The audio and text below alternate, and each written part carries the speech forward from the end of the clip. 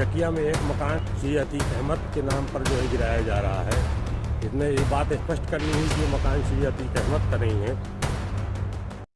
3 क्षेत्रों का हम जिक्र करेंगे। एक है धर्म का क्षेत्र, एक है कर्म का क्षेत्र और एक है राजनीति का क्षेत्र। उस राजनीति के क्षेत्र में एक इस समय धर्म क्षेत्र से भी बड़ा चर्चा का विषय बना हुआ है, जो है उत्तर प्रदेश का अतीक अहमद कांड। ये जो हम खबर बताने जा रहे हैं, ये शायद मीडिया ने बखूबी से नहीं दिखाया है। सिर्फ उसने इतना दिखाया कि एक अतीक अहमद जो अपराधी, और अपराधी के बाद सरकार ने जो कार्यवाही की, यानी कि कर्म क्षेत्र, और तीसरा एक था धर्म क्षेत्र। धर्म क्षेत्र का जिक्र इसलिए कि कुछ दिन पहले जो उत्तर प्रदेश की राजनीति मोड़ ले रही थी, वो ले रही थी स्वामी प्रसाद मौर्य की रामचरित वाली मानस की चौपाई से। वो मुद्दा हो गया किनारे। नमस्कार, मेरा नाम है दुर्गेश मिश्रा। हाजिर हूं एक बार फिर से नए मुद्दे के साथ में। दरअसल अब एक नया मुद्दा जुड़ गया है उत्तर प्रदेश की राजनीति में, वो है अतीक अहमद कांड। उस अतीक अहमद कांड के कुछ पहलुओं का हम जिक्र करेंगे इस वीडियो में। ये बात तो सबने जान ली कि वो एक अपराधी था, कई मुकदमों में उसके ऊपर मुकदमे हैं और वो जेल में है। उस जेल के बाद में जब अभी कांड हुआ इलाहाबाद में, यानी कि पाल जी को खत्म कर दिया गया, गोली मारकर हत्या कर दी गई, उसके बाद इसमें मोड़ और आ गया। अब आप सोच रहे होंगे कि कौन सा मोड़ आ गया। सबने ये दिखाया कि बुलडोजर से उसका मकान ढाया गया, लेकिन ऐसा कतई सच भी नहीं है। अब सच नहीं है तो फिर सच है क्या, यह भी जान लीजिए। दरअसल जो मकान गिराया गया, ढाया गया, 1 मार्च को सुर्खियां बना रहा कि अतीक अहमद की प्रॉपर्टी जब्त की जा रही है और उसको ढाया जा रहा है।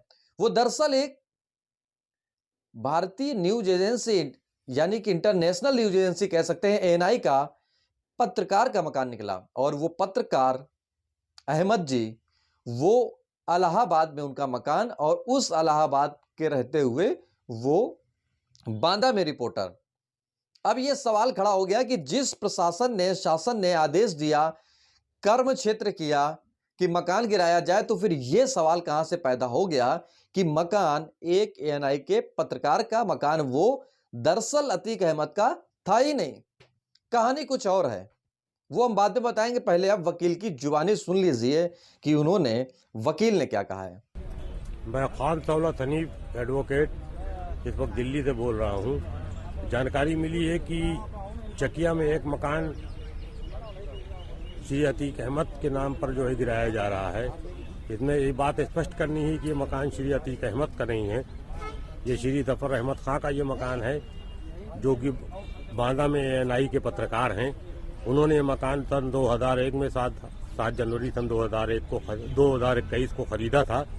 और खरीदने के बाद, क्योंकि उसी वक्त श्री अतीक अहमद का मकान गिराया जा चुका था और उनकी पत्नी अपने मायके में रह रही थी बच्चों के साथ, तो उन्होंने इस मकान को श्री जफर अहमद खां से किराए पर लिया हुआ था और वो इस मकान में किराए पर रह रही थी। मकान में बिजली का जो मीटर लगा हुआ है, बिजली कनेक्शन है, वो भी श्रीमती शाइस्ता परवीन के नाम से है। लेकिन मकान श्री जफर अहमद खां साहब का है जो है। और ये मकान बेनामी बताकर जो है श्री जफर अहमद खां को बिना नोटिस दिए इस मकान को गलत तरीके से, अवैध तरीके से ध्वस्त कर रहा है। श्री जफर अहमद खां को कोई नोटिस नहीं दी गई ध्वस्तीकरण की, उनको पता नहीं चला। उनको न्यूज़ के जरिए से पता चल रहा है कि उनका मकान गिराया जा रहा है। इस मकान में श्रीमती शाइस्ता परवीन, उनका परिवार सिर्फ किराए पर रह रहा था, किराएदार था। ये उनका मकान नहीं था। ये श्री जफर अहमद खां के स्वार्जित आय से जो है, ईमानदारी से कमाई हुई संपत्ति से बनाया हुआ मकान था, जिसमें पीडीए ने उनको ना तो नोटिस दिया, ना ही मौका दिया अपना पक्ष रखने के लिए, और बेनामी संपत्ति बताकर इसको गिरा दिया है। ये बहुत ही जो है गलत काम किया है पीडीए ने। इसके खिलाफ जो है हम हाई कोर्ट, सुप्रीम कोर्ट, हर जगह जाएंगे। इन्होंने पूरी बात बता दी कि यह मकान कब खरीदा गया था, कब बेचा गया था, उसमें कौन रह रहा था। शाइस्ता परवीन रह रही थी, यानी कि अतीक अहमद की पत्नी। यह बात तो बिल्कुल सच है, लेकिन सवाल अगर खड़ा होता है तो उसका जवाब कौन देगा? क्या वो जवाब शासन देगा? क्या वो जवाब प्रशासन देगा? और क्या वो जवाब अतीक अहमद देगा? और क्या वो जवाब एएनआई के पत्रकार देंगे? हालांकि कुछ बिंदुओं अभी छिपे हुए हैं, लेकिन कुछ बिंदु उजागर हो चुके हैं कि मकान वो दरअसल एएनआई के पत्रकार का था। मैं जफर अहमद पिछले 2011 से एएनआई के लिए बांदा से काम कर रहा था। आपको इस वीडियो के माध्यम से इस बात को स्पष्ट करना चाहता हूं कि मैंने अभी 2021 में कसारी मसारी में 297/205 में एक मकान लिया था, जो इसके अपने बहनोई खान सौलत हनीफ एडवोकेट के माध्यम से वो मकान मुझको बैनामा कराया गया था। इसके बाद कुछ समय के बाद खान सौलत हनीफ ने मेरा ही मकान शाइस्ता परवीन को किराए पे देने के लिए मुझसे कहा, तो जिसके कारण मैंने उनसे कुछ नहीं कहा। उन्होंने कहा कि इस पर तुमको भी किराया मिलता रहेगा 20,000 रुपये, और वो थोड़ा बहुत मेंटेन करा लेंगे, जो किराए में अपना वो बराबर कर लेंगे। अगर किसी को किराए पे देना अपराध है तो मुझे नहीं लगता कि बहुत से ऐसे मकान होंगे जो किराए पे ही उठते हैं, और उस बात की मुझको कोई जानकारी भी नहीं। ना ही मैं इलाहाबाद जाता आता हूँ, कभी कभार महीने में एक बार गया, अपने बहन के घर तक गया, वापस आ गया। हालांकि वो मकान सिर्फ जब से मैंने लिया है, सिर्फ जिस दिन बैनामा हुआ था उस दिन हम थोड़ी देर के लिए उस मकान के बाहर ज़रूर गए थे। उसके बाद उसी टाइम हम वापस चले आए थे। उसके बाद से आज तक वो मकान हम न गए हैं न देखा है। अगर मेरी छवि के बारे में जिस तरह से उड़ाया जा रहा है, जिस तरह से कहा जा रहा है, एक बार बांदा का प्रशासन, पुलिस प्रशासन से मैं अपील करता हूँ मेरा एलआईयू जांच करा ले, और जिस साल से पत्रकारिता मैं कर रहा हूँ आज तक अगर मेरे ऊपर कोई आरोप लगा हो तो उसे कहा जाए। इन लोगों से दूर दूर तक मेरा ऐसा कोई नाता नहीं है, ना ही मेरा कोई मतलब है, और ना ही मैं इलाहाबाद जाता हूँ। हालांकि सस्ता मकान था और हमारे सब ज़्यादातर परिवार का भी वहाँ मकान है। उन्होंने कहा कि तुम भी ले आके ले लो, तो किसी तरह हम लोगों ने पैसा जुड़ा करके दिया। वो भी आधा पैसा अपने बहनोई के कर्जदार भी हूँ, नहीं दे सका, लेकिन उसके बाद भी बिना कोई नोटिस दिए और उनके साथ हमारा नाम जोड़ करके मेरे मकान को ढा दिया गया। मैं आप सबसे, अपने पत्रकार साथियों से अपील करता हूँ कि सच और इंसाफ की लड़ाई में साथ दीजिए, क्योंकि आज हमारे साथ हुआ, कल आपके साथ भी हो सकता है, कल किसी के साथ भी हो सकता है। अगर किराए पे देना इतना गुनाह है, क्योंकि जिस वक्त ये किराए पे दिया गया शायद शाइस्ता परवीन के नाम कोई मुकदमा नहीं था भाई उस वक्त, और ना ही इस मकान से जब तक हमने कोई ज़्यादा लेना देना रखा, क्योंकि हम जो चाबी मेरे बहनोई और कागज़ भी मेरे बहनोई के पास थे। लेकिन सवाल फिर वहीं से जन्म लेता है कि आखिरकार इसकी जवाबदेही किसकी है, ये जो गलतियां हुई या नहीं हुई। हालांकि वो पत्रकार हैं कि नहीं है, ये बांदा प्रशासन को भेज दिया गया। बांदा प्रशासन ने बोला है कि जल्द हम इसकी जांच कर उचित से उचित जानकारी मुहैया कराएंगे, लेकिन अभी तक ऐसा नहीं है।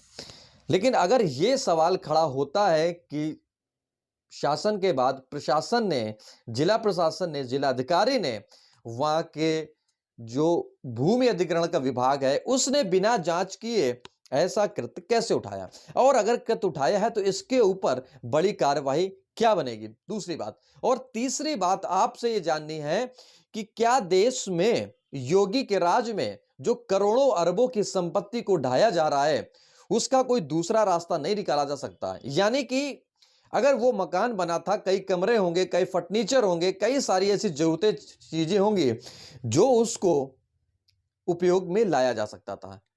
क्या ये एक रास्ता है कि उपयोग में लाया जा सकता था? क्या ये दूसरा ही रास्ता है कि पूरा नष्ट किया जा सकता था?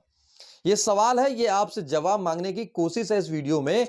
यानी कि कहने का मतलब इतना है कि अगर करोड़ों की संपत्ति है तो क्या उसको भारत सरकार या राज्य सरकार अपने अधीन करके उसको दैनिक जीवन में लाने का उपयोग कर सकती थी? जो जरूरतमंद लोग हैं उनके लिए उपयोग कर सकती थी, जो शरणार्थी लोग हैं उनके लिए उपयोग कर सकती थी, किसी बिजनेस में उपयोग कर सकती थी, जिससे राज्य का राजस्व बढ़ता और देश की या राज्य की आर्थिक हालत मौजूद होती।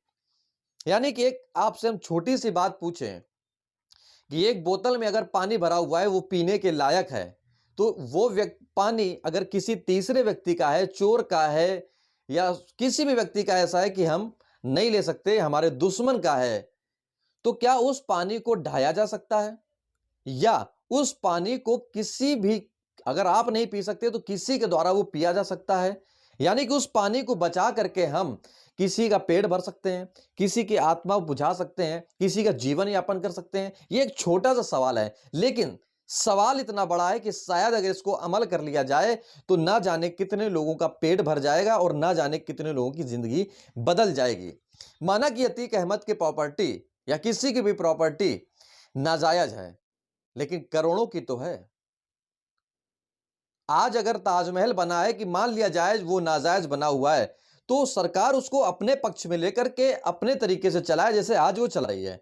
किसने बनाया था, कब बनाया था, किसने राज किया, इसका कोई रिकॉर्ड बहुत बड़ा मायने नहीं रखता, लेकिन आज की डेट में यह मायने रखता है कि वो ताजमहल विश्व रिकॉर्ड में शामिल है और उस विश्व रिकॉर्ड के बाद में उसको लोग देखने के लिए आते हैं और अपनी खुशी मनाते हैं। तो क्या इसी प्रकार से ये जो अवैध प्रॉपर्टी है, इसका उपयोग किसी अच्छे कार्य के लिए भी किया जा सकता था? इसका जवाब आप कमेंट बॉक्स में लिखकर जरूर दें।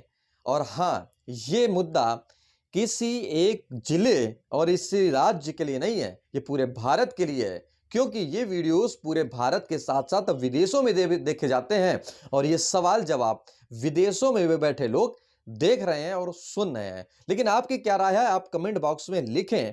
सवाल वही सरकार से कि क्या ये प्रॉपर्टी, करोड़ों की प्रॉपर्टी किसी दूसरे चीज में उपयोग में ला जा सकती थी कि जिससे आम जीवन में कुछ बढ़ोतरी किसी भी व्यक्ति के लिए हो सके।